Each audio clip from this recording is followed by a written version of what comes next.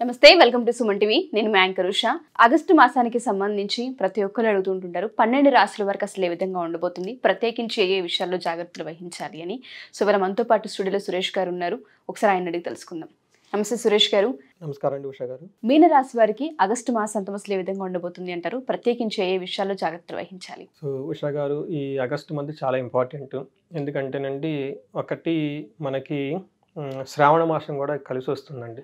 శ్రావణ మాసాలు మనకు అందరికీ తెలుసు, అమ్మవారికి విశిష్టమైన టైము.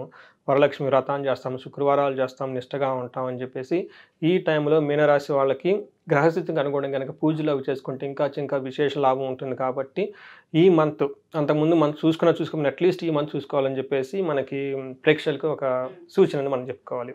తర్వాత ఆగస్టు మంత్లో మనకి మీనరాశి వాళ్ళకి ఎలా ఉంటుందంటే, నక్షత్రం కనుక మనం చూసుకుంటే పూర్వాభాద్ర 4వ పాదం ఉంటుందండి, ఉత్తరాభాద్ర 1, 2, 3, 4 పాదాలు, రేవతి 1, 2, 3, 4 పాదాలు. ఇవన్నీ నక్షత్ర ప్రకారం మీనరాశి. అదే గనక పేరు బలం కనుక మనం చూసుకుంటే వీళ్ళకి ది, దు, షం, జు, దా, దే, దో, చా, చి ఈ అక్షరాలు కలిగిన వాళ్ళంతా కూడా మీనరాశి కిందే వస్తారని మనం చెప్పుకోవాలన్నమాట. ఇలా గ్రహస్థితి కనుక మనం చూసుకుంటే వీళ్ళకి సింహరాశిలో సూర్యుడు తన సొంత ఇంట్లో ఉన్నాడండి. తర్వాత శుక్రుడు వచ్చేటప్పటికి సింహరాశిలో వాళ్ళకి 25th వరకు ఉంటున్నారండి సింహరాశిలో. ఆ తర్వాత వాళ్ళకి శుక్రుడు వచ్చేటప్పటికి కన్యరాశిలోకి వెళ్ళిపోతూ ఉంటారు. కుజుడు వచ్చేటప్పటికి వీళ్ళకి వృషభ రాశిలో ఉంటారు. తర్వాత మిథున రాశిలోకి వెళ్తారు 26th తర్వాత అనమాట. బుధుడు వచ్చేటప్పటికి వీళ్ళకి తిరోగమనంలో ఉండేసి నెల ముగింపు వరకు వచ్చేటప్పటికి, తర్వాత నెల మధ్యలో వీళ్ళకి సింహరాశిలోని కర్కట రాశిలోకి అటు ఇటు మూవ్ అవుతూ ఉంటారండి.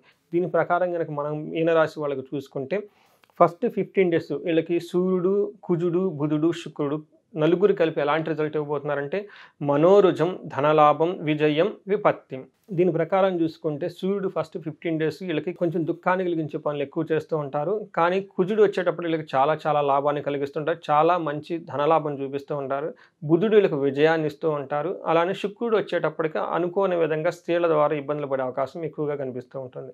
అదే 15 తర్వాత మనం కనుక చూసుకుంటే వీళ్ళకి శత్రునాశాంతః, ఈ రాశి వాళ్ళకి ఆ తర్వాత 15 days వీళ్ళతో శత్రువులుగా ఎవరు గొడవ పడరండి, పడినా కానీ వీళ్ళదే పై చేయి అవుతుంది. తర్వాత ధనలాభం చూపిస్తుంది, విజయం చూపిస్తుంది. లాస్ట్ 15 days కనుక చూసుకుంటే చిన్న ఇబ్బందులు తప్పక ఓవరాల్గా బాగుందని మనం చెప్పుకోవాలి. సో ఈ ప్రకారం మనకి ఇన్ డీటెయిల్గా కనుక చూసుకుంటే వీళ్ళకి మీనరాశి వాళ్ళకి ఫస్ట్ వచ్చేటప్పటికి వీళ్ళకి చాలా శుభకరమైన వార్త ఏమంటే 15 తర్వాత వీళ్ళకి చాలా బాగుంటుంది. ఎందుకంటే 6th హౌస్లో వీళ్ళకి తామరమూర్తిగా సూర్యుడు ఎంటర్ అవటం వల్ల 75% వీళ్ళకి సూర్యుడు అనుకూలంగా ఉన్నాడని చెప్పుకోవాలి.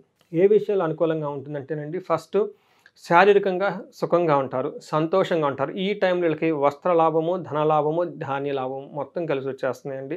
అన్ని కష్టాలు తొలగిపోతాయి. ఇప్పటిదాకా వాళ్ళు పడిన కష్టాలన్నీ ఏమైనా గనక ఉంటే లాస్ట్ 2 months నుంచి ఈ మంత్ చాలా బాగుంటుంది. మనసులో ధైర్యంగా ఉంటుంది, కార్యత అనుకూలంగా ఉంటుంది. సో మీనరాశి వాళ్ళకి ముందు చెప్పుకున్నట్టు సూర్యుడు వీళ్ళకి మంచి యోగ్యతనిస్తున్నాడు కాబట్టి అదొక సరైన టైం, దీన్ని వీళ్ళు సద్వినియోగం చేసుకోవాలి. తర్వాత వీళ్ళకి కొన్ని విషయాల్లో కొంచెం జాగ్రత్తగా ఉండాలి. జ్వరము, తర్వాత ఇట్లాంటి హెల్త్ రిలేటెడ్ ఇష్యూస్ వచ్చే అవకాశం ఎక్కువ ఉంది కాబట్టి చాలా కేర్ఫుల్గా ఉండాలని మనం చెప్పుకోవాలి. తర్వాత మనకి కుజుడు వచ్చేటప్పటికి తామరమూర్తిగా అండి 3rd హౌస్లో ఎంటర్ అవటం వల్ల ఇది కూడా ఒక శుభ పరిణామం, వీళ్ళకి చాలా బాగుంటుందని మనం చెప్పుకోవాలి. ఏ విధంగా బాగుంటుందని కనుక మనం చెప్పుకుంటే ఆరోగ్యం చాలా బాగుంటుంది, కోరుకున్న విధంగా కోరుకున్న పనులన్నీ అయిపోతాయి, ధనలాభం బాగుంటుంది, సుఖంగా ఉంటారు, వస్త్రలాభం ఉంటుంది, మళ్ళీ ధనలాభం, ఐశ్వర్య లాభం ఉంది, అధికార వృద్ధి, ప్రమోషన్స్ కానివ్వండి అవన్నీ రావడానికి బాగుంటుంది, పేరు ప్రఖ్యాతులు చాలా బాగుంటాయి, సంతోషంగా ఉంటారు, ధైర్యంగా ఉంటారు, బంగారు వస్తువులు కొనే అవకాశం ఉందండి. ఈ రాశి వాళ్ళకి అదేదంటా చూడండి, నక్కతో కింద దక్కినట్లు అన్నట్లు 15 తర్వాత చాలా బాగుంది. ఎందుకంటే 2 క్రూర గ్రహాలు వీళ్ళకి చాలా అనుకూలంగా, ఒకటి సూర్యుడు, 2 కుజుడు చాలా అనుకూలంగా ఉన్నారు. తర్వాత కుజుడు యాక్చువల్గా వీళ్ళకి చాలా మంచి విశిష్టతను తీసుకొస్తున్నారండి. ఇంకా ఏం చేస్తారంటే నిత్య సంతోషంగా ఉండే అవకాశం ఎక్కువగా ఉందండి. బంధుమిత్రులతో కలయిక, ధనలాభము, సంతాన సౌఖ్యము, ఇష్టమైన కోరికలు చెప్పారు కదండి, విజయము, స్థాన లాభము. తర్వాత మీకు అన్నీ మంచి మాటలు ఏమైనా ఉన్నాయంటే మొత్తం వాళ్ళకి ఇక్కడ తీసుకొచ్చి పెట్టేస్తారు. ఈ రాశి ఫలాల్లో వాళ్ళకి చాలా బాగుంది. వీళ్ళకి టయాన్ని సద్వినియోగం చేసుకోవాలి. తర్వాత వీళ్ళకి ఒక సూచన ఏమంటేనండి, 9th ఆస్పెక్ట్ ఉండటం వల్ల ప్రయాణాలు కనుక చేస్తే అందులో రిజల్ట్ ఎక్కువ ఉండదు. కాబట్టి మనకి శ్రావణ మాసం ప్రయాణాలకు అనుకూలంగా ఉండదని చెప్పేసి మన మహర్షులు చెప్తూ ఉంటారు. కాబట్టి ప్రయాణాలు చేయకపోవడం మంచిది, బట్ చేసినా కానీ అందులో అంత ఎక్కువ రిజల్ట్ ఉండదు. ఆర్థికంగా కొన్ని విషయాలు అనుకున్నంతగా లాభం రాకపోవచ్చు, అవమానాలు పడే అవకాశం ఎక్కువ ఉంది ప్రయాణాలు చేస్తే. ఈ ఒక్క విషయంలో కేర్ఫుల్గా ఉండాలి. శుక్రుడు గనక విషయంలో చూసుకుంటే వీళ్ళకి బంధువులతో వైరము, కుటుంబంలో ఏదైనా ఒక విషయాన్ని గురించి వివాదం, అది కూడా లేడీస్ ద్వారా వివాదం వచ్చే అవకాశం ఎక్కువ ఉంది కండి. వృధా ప్రయాసలు, అందుకని చెప్పేసి కొన్నిసార్లు ఏదైనా పని కనుక వ్యవహారాలు కనుక చేస్తే రిజల్ట్ రాకపోవటం ఎక్కువగా ఉంటుంది. వీటికి సంబంధించి కుజుడికి సంబంధించిన విషయాలు. అదేవిధంగా వీళ్ళకి దొంగల భయం ఎక్కువగా ఉంటుందండి. కొంచెం కొన్ని విషయాల్లో జాగ్రత్తగా పెట్టుకోవాలి. ఎందుకంటే అంత విషయాలు మనం బాగున్నాను కానండి, మంచి మంచి విషయాల్లో కూడాను ఆ సందర్భాల్లో అపశృతులు జరిగే అవకాశం ఎక్కువ ఉంది కాబట్టి మరీ టూ ఎక్సైట్ అవ్వకుండా కొన్ని విషయాలు జాగ్రత్తగా పెట్టుకోవాలండి. ధనం విపరీతంగా ఖర్చు అవుతుంది, చాలా ప్లానెడ్గా ఉండాలండి. తర్వాత సుఖంగా ఉంటారు, ధనలాభంగా ఉంటారు. ఏ ప్రకారంగా చూసుకున్నా వీళ్ళకి 80% చాలా బాగుంది. కొన్ని విషయాలు వీళ్ళు చాలా కేర్ఫుల్గా ఉండాలని చెప్పేసి వీళ్ళకి సూచన. మనకి నక్షత్రం ప్రకారం కనుక మనం చూసుకుంటే వీళ్ళకి పూర్వ భాద్రవ వాళ్ళకి ధన ప్రాప్తి బాగుందండి. విశేష ధన ప్రాప్తి ఉందని మనం చెప్పుకోవాలి. ఫస్ట్ 2 వీక్స్ ధనం ఉంటుంది, మంత్ అంతా వీళ్ళకి ధనంకి ఎక్కడ వీళ్ళకి తొందర ఉండదు. తర్వాత ఇందాక చెప్పుకున్నట్టు వీళ్ళకి రాజ్యలాభం ఉందండి. అనుకోని విధంగా వీళ్ళకి చాలా ప్రమోషన్స్ వచ్చే అవకాశం ఎక్కువగా ఉంది. 2 విషయాలు వీళ్ళకి చాలా కేర్ఫుల్గా ఉండాలి. ఒకటి, హెల్త్ విషయంలో కొంచెం జాగ్రత్తగా ఉండాలి. అనవసరమైన స్త్రీల ద్వారా గొడవలు వచ్చేసి మిస్అండర్స్టాండింగ్లు వచ్చే అవకాశం ఎక్కువగా ఉంది పూర్వభాద్ర నక్షత్రం వాళ్ళకి.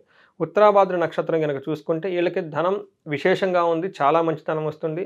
తర్వాత ఎక్కడో ఒక పని, వీళ్ళు అనుకున్న పని బంధించబడతారు. అంటే ఆ పని ముందుకు ఎన్నికి వెళ్లకుండా ఎక్కడో ఒక వ్యవహారంలో చిక్కొండేసి ఎలా చేయాలి, ఏం చేయాలన్న ఆలోచనతో ఉండేసి ఎక్కువ టైం స్పెండ్ చేస్తారు. హెల్త్ విషయం ఎక్కువగా ఉంటుంది, గొడవ కూడా ఎక్కువగా ఉంటుంది. అదే కనుక రేవతి నక్షత్రం వాళ్ళని కనుక చూసుకుంటే వీళ్ళకి విశేషంగా ధనలాభం ఉంది. తర్వాత మనస్పర్ధలు వచ్చే అవకాశం ఎక్కువ ఉంటుంది. వీళ్ళకు కూడాను బంధనం అంటే ఏదో ఒక వ్యవహారంలో వీళ్ళకి సంబంధం లేని విషయంలో వీళ్ళు ఎంటర్ అయిపోయేసి దానివల్ల వాళ్ళు ఎలాంటి డెసిషన్ తీసుకొని లేక ఇబ్బంది పడిపోయే అవకాశం లేకుండా ఉంటారు. అలాగే హెల్త్ విషయంలో కేర్ఫుల్గా ఉండాలి. ఇది నక్షత్రం ప్రకారం మనం ఇండివిజువల్గా చూసుకుంటే. బట్ ఓవరాల్గా మనం చూసుకుంటే మీనరాశి వాళ్ళకి కనుక ఈ మంత్ శ్రావణ మాసం వాళ్ళకి చాలా బాగుందని మనం చెప్పుకోవాలి. సో చాలా మంది అంటే జాతకరీత్యా బాగున్నప్పటికీ కూడా మాకు ప్రాక్టికల్గా చూసుకుంటే కొన్ని వర్కౌట్ అవ్వట్లేదు, జాతకం బాగున్నా కలిసి రావట్లేదు అంటూ ఉంటారు. వాళ్ళకి జాతకరీత్యా ఒకసారి మిమ్మల్ని కలవాలి అనుకున్నా, లేదా చాలామంది హోమానికి సంబంధించి కూడా అడుగుతూ ఉంటుంటారు. సో హోమంకి సంబంధించిన డీటెయిల్స్ కావాలి అనుకున్నా, కనకదార హోమంలో మేము పాల్గొనాలనుకుంటున్నాం, మేము పార్టిసిపేట్ చేయాలనుకుంటున్నాం, డీటెయిల్స్ కావాలనుకున్న వాళ్ళందరినీ ఎలా అప్రోచ్ అవ్వాలి అంటారు? ఉషా గారు, 3 ముఖ్యమైన విషయాలు. ఒకటి, మన మహర్షులు ఇచ్చిన ఈ జ్ఞానాన్ని అందరికీ చేరాలి. ప్రతి ఇంట్లో ఒక వేదిక ఆస్ట్రాలజర్ ఉండాలనే ఉద్దేశంతో ఒక కోర్స్ పెట్టామన్నమాట. మోస్ట్ ఆథెంటిక్గా కోర్స్. అది చాలా సింపుల్గా జ్యోతిషాస్త్రం నేర్చుకునేది. రెండోది, మీరు చెప్పినట్టు జాతకంలో దోషాలు ఉంటాయి, ఉండి ఇబ్బందులు పడితే ఓకే, నో ప్రాబ్లం. కొంతమంది జాతకం బాగుండి ఇబ్బందులు పడుతూ ఉంటారు. అలాంటి వాళ్ళు ఎక్కడో ఏదో ప్రాబ్లం జరిగి ఉంటుంది. మనకి జ్యోతిష శాస్త్రం ప్రకారం, ఓకే, వేదాల ప్రకారం, వాళ్ళకి మంత్రశాస్త్ర ప్రకారం మనకి గైడెన్స్ ఇచ్చేయచ్చు. సో దట్ ఏంటంటే బాధలు పడకుండా జీవితాన్ని హ్యాపీగా నడుపుతారు. మూడోది, మీరు చెప్పినట్టు ముఖ్యంగా ఈ రోజుల్లో ఎవరి నోట చూసుకున్నా కానీ ధనము. అలానే ధనం సంపాదించడమే అదృష్టం అండి. ఓకే, మన మహర్షులు ఇచ్చింది ఏంటంటే ఆయుష్ ఉండాలి, ఆరోగ్యం ఉండాలి, తర్వాత ధనం ఉండాలి. ధనం సంపాదించకపోతే ఇంక నువ్వేం చేస్తావు? సంసారాన్ని నిలబడుకుంటావు, బిల్లు అసలు ఎలా లైఫ్ అవుతుందండి? తర్వాత మనకి గృహస్థ ధర్మంగా ఉన్నప్పుడు, గృహస్థ ధర్మాన్ని పాటించినప్పుడు గృహస్థులకి చాలా రెస్పాన్సిబిలిటీ ఉంది. పిల్లలు ఉంటారు, పెద్దవాళ్ళు ఉంటారు, సన్యాసులు ఉంటారు, సంసాసులు ఉంటారు, గుళ్ళు ఉంటాయి, ఇవన్నిటిని తీసుకోవాల్సిన బాధ్యత సంసారిదండి. వాళ్ళకి ధనం చాలా ఇంపార్టెంట్. ఎవరైనా గనక ధనానికి ఎలాంటి ఇబ్బంది పడుతుందో కానీ మన గనక కన్సల్ట్ అయితే ఈ కనకధార అన్న ఈ ప్రోగ్రామ్ ద్వారా వాళ్ళు మొత్తం డయాగ్నోస్ చేసి అసలు ఏం ప్రాబ్లం ఎందుకు వస్తుంది చేసి మనకు పరిహారాలు చేసి వాళ్ళకి 3 to 6 monthsలో ఆగిపోయిన ధన ప్రవాహాన్ని మొత్తం మళ్ళీ వెనక్కి తీసుకొని రావచ్చు. ఎక్కడైనా లాక్ అయ్యేంటి విషయాలు మనకు గైడెన్స్ ఇస్తే వాళ్ళకి వెంటనే వచ్చేస్తాయి. మనం చాలామంది చూపించుకొని ఎంతమంది మెసేజ్లు పెడుతున్నారు, చాలా ఫీడ్బ్యాక్ కూడా వస్తుంది. సో ఈ అవకాశాన్ని సద్వినియోగం తెలుసుకోవాలండి. మన మహర్షులు ఇచ్చిన జ్ఞానాన్ని, మంత్రస్థానం ఇచ్చిన జ్ఞానం, వేదాలు ఇచ్చిన వాటిని తెలుసుకొని ఆథెంటిక్ పీపుల్ ద్వారా చేసుకుంటే బాగుంటుందండి. Thank you sir, thank you so much. Thank you అండి.